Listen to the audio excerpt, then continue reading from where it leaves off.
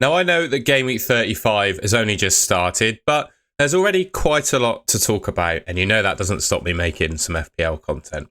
So in this video, I'm going to go through players to buy and avoid ahead of Game Week 36.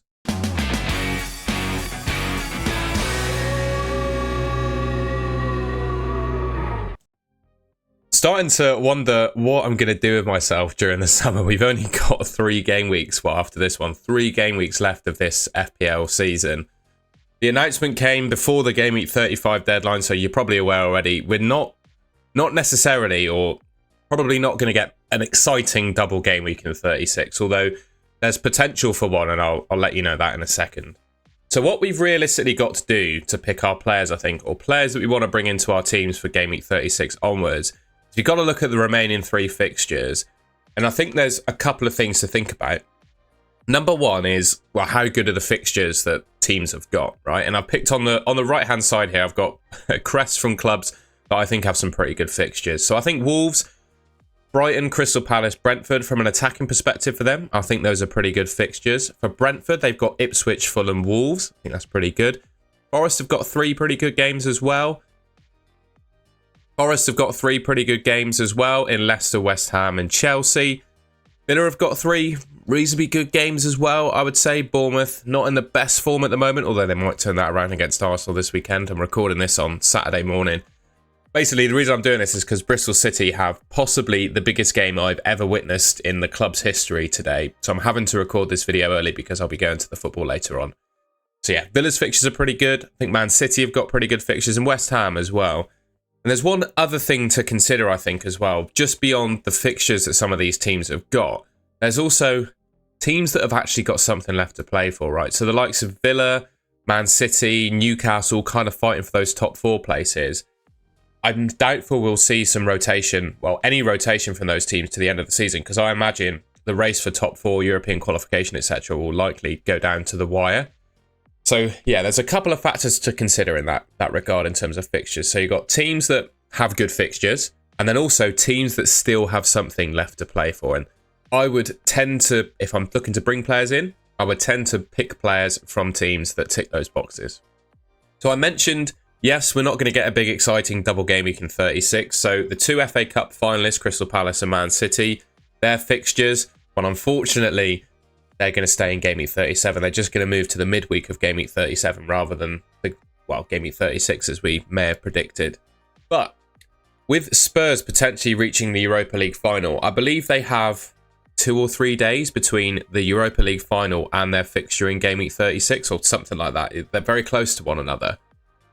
So they've put in a request to the Premier League to move their fixture versus Villa. So it's currently scheduled for the 18th of May, and they want to move it to Game Week 36 rather than 37 to allow them a bit more time to prep, basically. That's in progress at the moment. By the time this video comes out, that might have been sealed. The deal might have been sealed on what's going on there.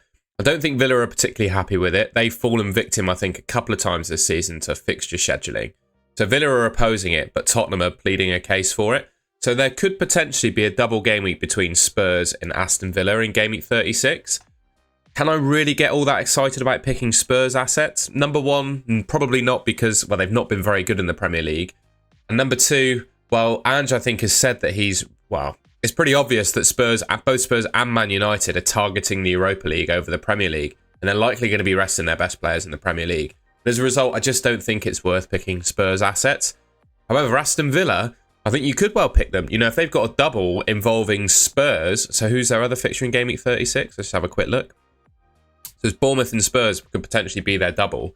Spurs resting a lot of players. Bournemouth not in the best form we've seen of them this season. I think that's a pretty good double game week for Aston Villa. You know, the likes of Rodgers, Watkins, Konsa. With Rashford injured, that could mean better minutes for the likes of Asensio, so you could maybe look to bring him in.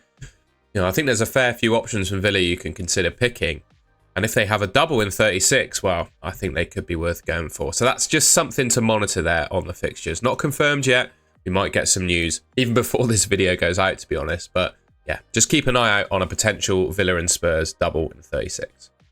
Okay, so we've gone through the fixtures, and now I'm just wanted to look at the clean sheet odds for the remaining 3 games. This is data courtesy of 11ify. And I just wanted to point out maybe a couple of teams that I think, well, 3 teams, 4 teams maybe that look pretty strong defensively. We already covered Nottingham Forest. Defensively, they have dropped off a little bit this season. But I think being knocked out of the FA Cup now, that probably helps them, I think, in the Premier League. And I do think there's some potential clean sheets coming up in the next 3 fixtures for them. I think Arsenal, pretty strong defensively. Well, certainly in the Champions League, in the games that we've seen, I think they've looked pretty handy, albeit not necessarily all that good in the PSG game. Obviously, they kept a clean sheet against Real Madrid, looked really strong in that one.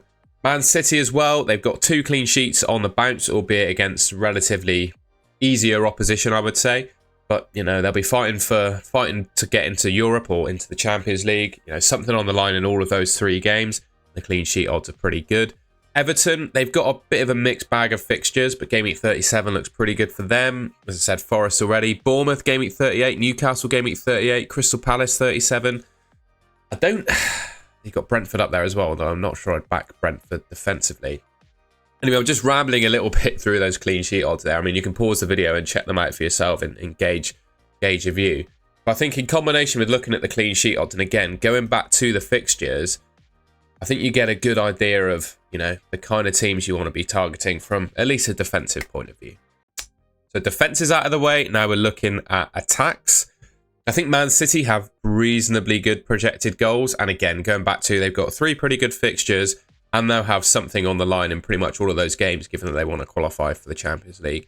In Game Week 36, they've got Southampton away coming up. I'm going to talk a little bit more about specific Man City assets in a second, but you can't ignore those kind of the fixtures they've got and the projected goals data that come alongside them. You're always going to kind of see the top 6 just always be there, just given, you know, they're probably the best attacking teams in the league. Chelsea as well, you know, could we see Cole Palmer refine some form by the end of the season? I just don't know. He's been well, he's not in my team at the moment, but he was a definite frustration on free hit 34. Yeah, played free hit in 34, didn't we? Yeah, he was a bit of frustration there. Other teams to target, I think Villa, specifically if they have a double game week in 36, I'd be looking to target Aston Villa attacking assets, particularly with the fact they'll be playing well, not depleted, but a Spurs team that will be resting, I'd imagine, ahead of the Europa League final if they were to get there. It looks like they probably will. What other teams am I interested in from an attacking perspective? What else are we looking there? Spurs, but again, they'll probably rotate heavily, so the projected goals are not bearing that in mind. I do like the Brentford attack as well. I think their fixtures are pretty good. And Mbeumo and Witter are always going to be solid options, I think, in FPL. The question is, will they slightly be on the beach towards the end? Well, over the next few fixtures, you know, they don't really have anything left to play for. It's just a case of whether the players stay motivated to really attack the remaining fixtures. I think with how good Mbeumo and Witter have been, the 2 of them probably do. And I don't mean this as a disrespect for Brentford by any stretch, but they could potentially, you know, I think both of them could be getting some big moves this summer. So I don't think they'll want to, yeah, they won't go off the ball. I don't think they'll continue playing hard. Already spoke about Villa, a bit of Brighton in there. I guess not massive on Brighton. That's probably it in terms of teams I would highlight. But there's a view of projected goals and clean sheet odds for all of the teams. Maybe that'll help you decide who to pick. I thought I'd show some expected points data courtesy of Fantasy Football Hub. So this is a pretty simple analysis I've done here, basically. I filtered for the remainder of the season, and I've picked the top 12 players for expected points. Nothing fancy there. There's one player missing that could potentially become a factor that I'll talk about after this. But yeah, according to Fantasy Football Hub and their expected points model, these are the top 12 players. So we got Salah in at number 1. He is an interesting one, and the player I'm going to talk about next is someone you could potentially buy to replace Mo Salah. The question is, how many minutes is he going to get for the rest of the season? He doesn't need to play 90. They've won the league. And how motivated is he going to be to play really well? You know, he's signed a new contract for Liverpool. His place next season is confirmed. He's not, you know, going to be on the market looking to sign for a new club or anything. And they've already got the league title wrapped up. So there's nothing really on the line in the remaining games for Liverpool. I do think Salah probably starts them all, but how many minutes is he realistically going to get? Is it a chance for Chiesa to maybe get a run out? You know, I think if you're chasing, you could potentially look to replace Salah, in my mind. Isak, I think, is going to be really good. We'll see how he gets on this weekend. But yeah, that injury, well, the niggling knee injury that he's got is a little bit of a worry. But Newcastle have got something on the line in pretty much all of their remaining games. And he's the second top scorer in the league. So I think he's going to be really good. Cunha, Mbeumo, Wissa. I think these are all very good players with decent fixtures. It's just a case of, are their respective teams going to go off the boil a little bit because they don't really have anything left to play for. Marmoush and De Bruyne. I think De Bruyne could be a nice differential. He's on, what is that, 8.3% ownership. Marmoush owned by nearly 30% of the game. Could Haaland replace him in the next one? That's what we might talk about in a second. Luis Diaz. Again, I'm not sure you could pick a Liverpool attacker outside of Salah now. Even then, like, I'm dubious about how many minutes Salah's going to get. I mean, realistically, how many minutes is Diaz going to get? You know, I do think Liverpool are going to rotate in their remaining games because they can, right? I think it's a great opportunity to get some of maybe their youth players in the team, or maybe some of their kind of second fiddle, likes of Darwin Núñez, Chiesa, just a chance to give them some more minutes because, well, it's just a nice thing to do for them. And the league title's wrapped up. You know, they got nothing left to play for at the end of the day. You got Ollie Watkins. I think with the Rashford injury, that kind of confirms his place as probably the #1 starting striker for Villa. I would really, really like Watkins if he took penalties. I think it is price tag. The fact that he's not on penalties is a little bit of a put-off. But still, particularly if they have a double in 36, I think he's going to be a very popular asset. He already is. He's already 19% owned in the game. Chris Wood. To be fair, Forest have got some pretty good fixtures to round off the season, although his form has dropped off a little bit. But, you know, he's Chris Wood. He'll always tap in a few goals. Evan Nilsson. Yeah, he's pretty good. Obviously, a very unlucky red card against Man United. That's obviously been rescinded. Owners already feel pretty aggrieved by the fact that, yeah, what happened with his points. They got put in, taken away, and, yeah, mental what FPL did with that. Raul Jimenez, again, I'm just not necessarily massive on him, and Mateta either. He's in my team at the moment, but I think he could potentially be losing him. I just think, at the moment, if you were to ask me who are the best 3 forwards in FPL right now, there's probably 4 who I think probably tick the box as the best forward. You've got Isak, Cunha, Watkins, Marmoush, and then another player that I think could potentially be an option, but we're waiting on some news, I would say. Didn't feature in Game Week 35.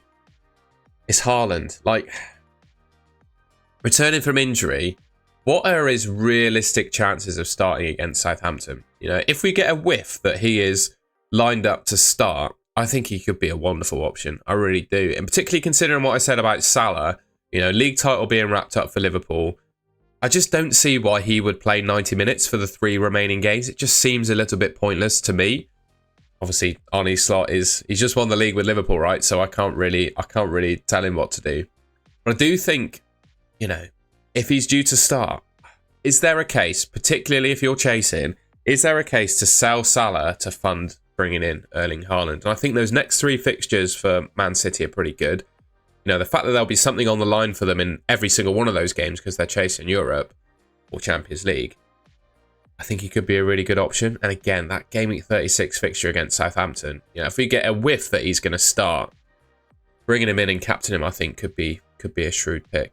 So yeah, like I said, I've got four favourite forwards in the game at the moment. Cunha, Marmoush, Watkins, who else did I say, and Isak. But I think Haaland could be kind of a 5th factor. Whether he becomes a factor for Game Week 36 or not, I mean, we'll see. We'll see how the Game Week plays out, what Pep says in his press conferences, etc. But even then, 37 and 38, he could be an option too, particularly if Man City still have something left to play for.